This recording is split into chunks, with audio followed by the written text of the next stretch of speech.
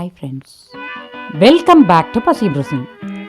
இன்னைக்கு பசீம் ருசீமில் lemon rice, curd rice கூட சாப்பிட்ற மாதிரி ஒரு சூப்பர்பான பொட்டேட்டோ ஃப்ரை எப்படி செய்யறது அப்படின்னு பார்க்க போகிறோம்.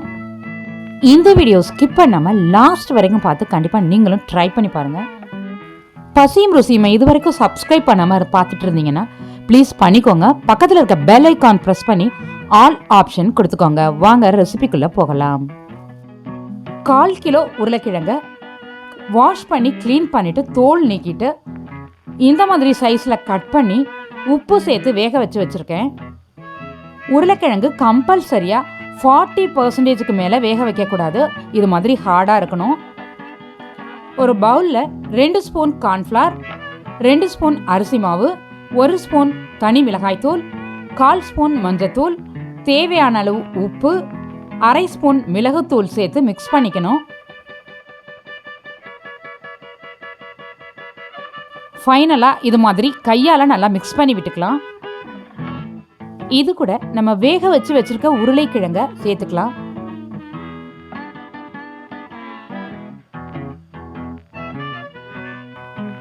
இது மாதிரி மெதுவாக மிக்ஸ் பண்ணி விட்டுக்கலாம்.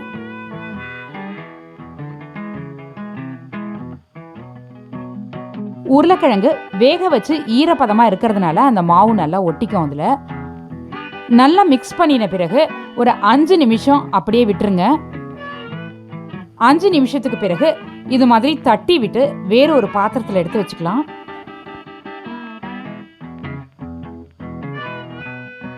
உருளைக்கிழங்கு ஃப்ரை ஆகிறதுக்கு தேவையான மசாலா அது மேலே கோட்டாயிடும்.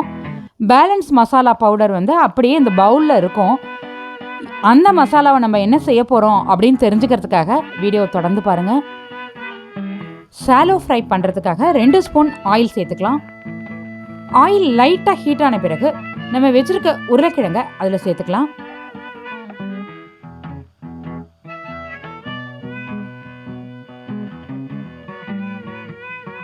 எல்லா உருளைக்கிழங்கையும் சேர்த்த பிறகு நம்ம கரண்டி வச்சு மிக்ஸ் பண்ணக்கூடாது.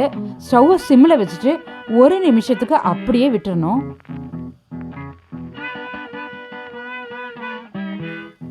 இது மாதிரி ஆயில் எல்லா சைடும் போகிற மாதிரி மூவ் பண்ணி விட்டுக்கலாம்.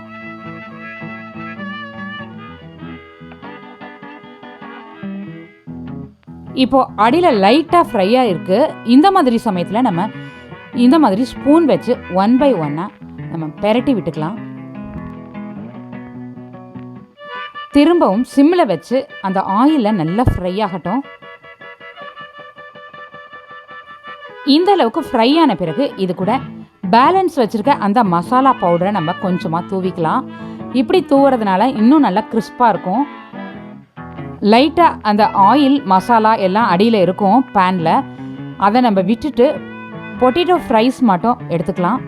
இந்த மாதிரி எண்ணெயே இல்லாமல் நல்லா ட்ரை ஆகி கிறிஸ்பியாகி உள்ள நல்லா சாஃப்டாக வெந்து சூப்பராக இருக்கும்.